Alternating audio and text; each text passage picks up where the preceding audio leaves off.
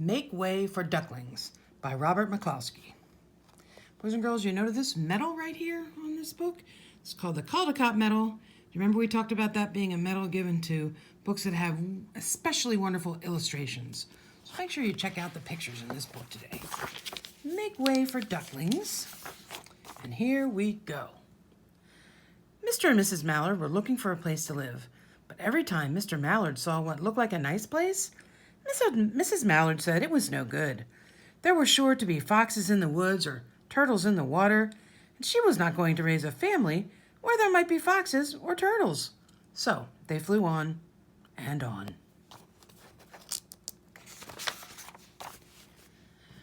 When they got to Boston, they felt too tired to fly any further. There was a nice pond in the public garden with a little island on it. The very place to spend the night, quacked Mr. Mallard. So down they flapped. There they are, coming down.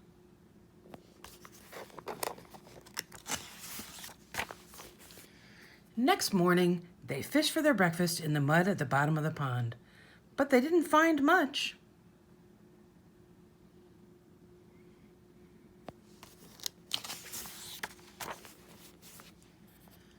Just as they were getting ready to start on their way, a strange, enormous bird came by. It was pushing a boat full of people, and there was a man sitting on its back. "Good morning," quacked Mr. Mallard, being polite. The big bird was too proud to answer, but the people on the boat threw peanuts into the water, so the Mallards followed them all round the pond and got another breakfast, better than the first.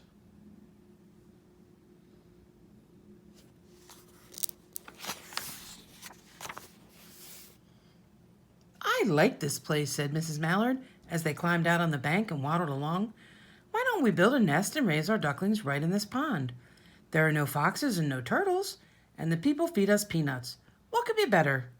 "Good," said Mr. Mallard, delighted that at last Mrs. Mallard had found a place that suited her. But... "Look out!" squawked Mrs. Mallard all of a dither. "You'll get run over." And when she got her breath back, she added, "This is no place for babies. With all those horrid things rushing about, we'll have to look somewhere else." Wow, she was really upset about that bike, huh?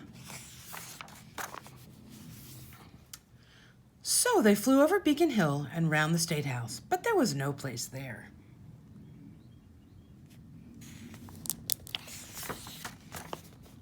They looked in Louisburg Square, but there was no water to swim in.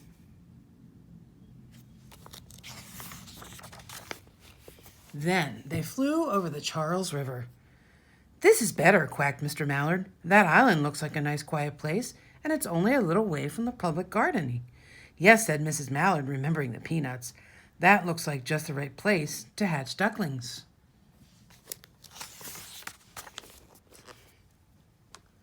So they chose a cozy spot among the bushes near the water and settled down to build their nest. Only just in time, for now they were beginning to molt. All their old wing feathers started to drop out, and they would not be able to fly again until the new ones grew in.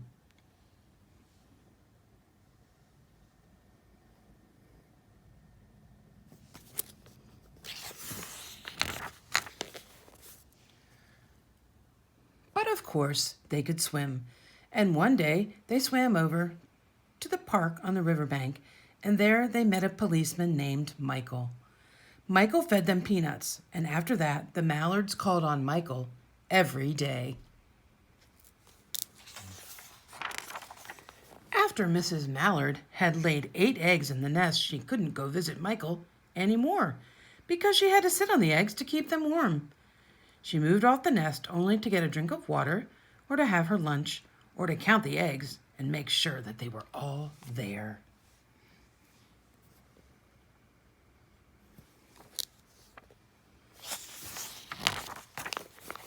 One day, the ducklings hatched out. First came Jack, then Cack, and then Lack, then Mack and Knack, and Whack and Pack and Quack. Mr. and Mrs. Mallard were bursting with pride. It was a great responsibility taking care of so many ducklings, and it kept them very busy. Look at all those ducklings.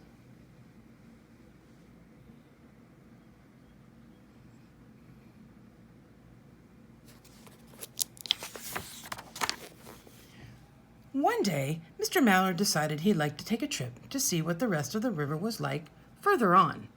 So off he set. "I'll meet you in a week in the public garden," he quacked over his shoulder. "Take good care of the ducklings." "Don't you worry," said Mrs. Mallard. "I know all about bringing up children." And she did.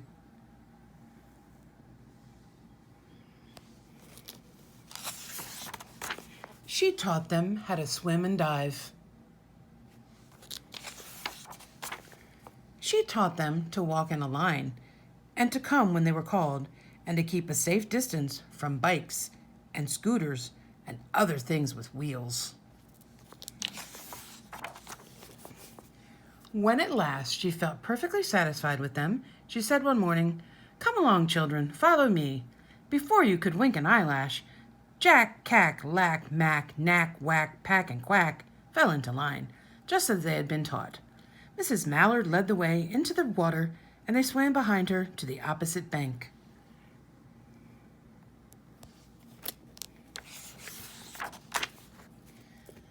There they waded ashore and waddled along till they came to a highway. What do you think? The highway, huh? Mrs. Mallard stepped out to cross the road. Honk, honk went the horns on the speeding cars. Quack went Mrs. Mallard as she tumbled back again. Quack, quack, quack, quack went Jack, Cack, Lack, Mack, Knack, Whack, Pack, and Quack, just as loud as their little quackers could quack. The cars kept speeding by and honking, and Mrs. Mallard and the ducklings kept right on quack, quack, quacking. Oh my gosh, look at them. They are a little bit scared, aren't they? Oh my goodness. They made such a noise that Michael came running, waving his arms and blowing his whistle. Tweet, honk, quack, quack.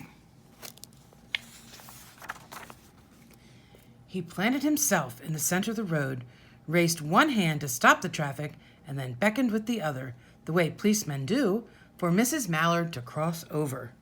Let's see, there she goes. Do we have 8 ducklings? I think we do.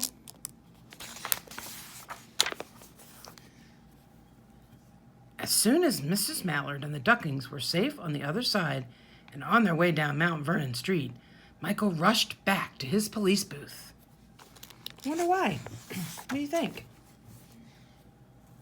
He called Clancy at headquarters and said, "There's a family of ducks walking down the street." Clancy said, "Family of what?" "Ducks," yelled Michael. "Send a police car, quick."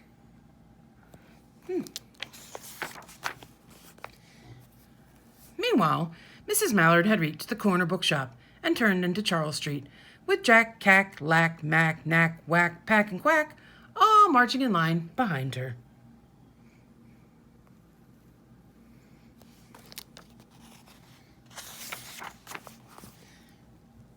Everyone stared. An older lady from Beacon Hill said, "Isn't that amazing?"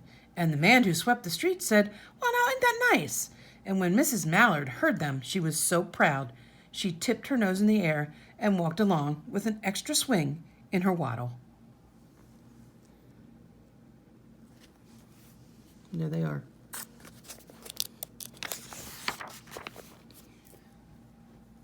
When they came to the corner of Beacon Street, there was the police car with 4 policemen that Clancy had sent from headquarters. The policemen held back the traffic so Mrs. Mallard and the ducklings could march across the street. You see them marching? There they are.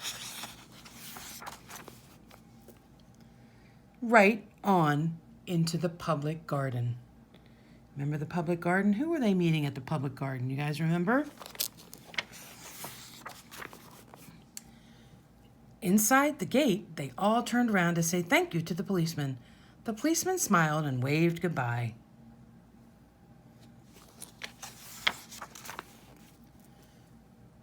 When they reached the pond and swam across to the little island, there was Mr. Mallard waiting for them, just as he had promised.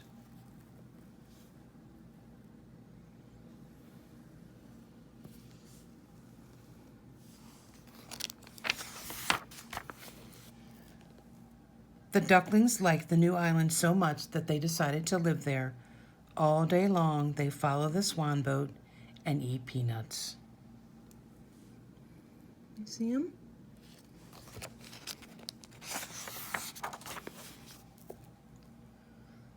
And when night falls, they swim to their little island and go to sleep.